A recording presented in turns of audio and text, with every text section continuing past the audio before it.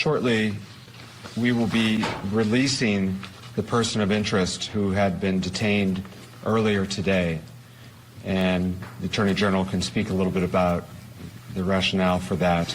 But we want to inform the community that that individual will shortly be released from Providence Police. This person of interest will be released.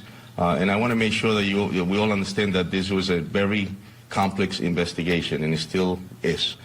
So in the sense, we followed on a lead, and we followed on this specific lead, but we're able to examine every single evidence that led us to this individual. And at that point, that's how investigations work. Investigations will tell us whether something is valid or not, whether something needs to be ruled out. It's not a mistake. It's just how investigations work.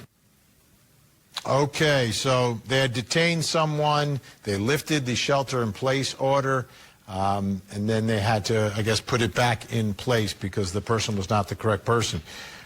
Josh, this is also confusing for people as well when someone gets detained and questioned. It's based on something, right? But it turns out to not be correct. And I get it in the, in trying to find someone, you're going to follow every lead. But I'm surprised that it was a lead that really pointed to someone, and they seemed confident at the moment until they weren't. Well, it's kind of been, unfortunately, a signature of the current FBI to prematurely release information that later turns out to be incorrect.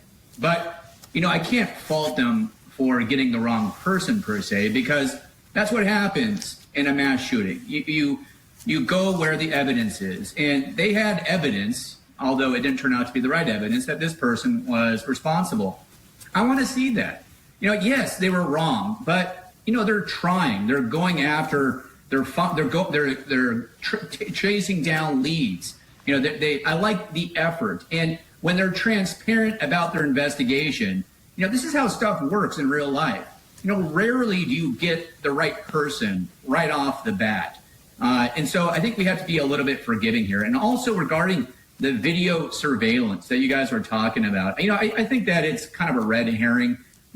What is the video surveillance inside the classroom really going to show us that we don't already know about this individual? If he was wearing this stuff inside the classroom, it's not going to help us identify him. It's going to be the same type of gate analysis that we already talked about. So I think we're kind of overblowing what that video would have shown us.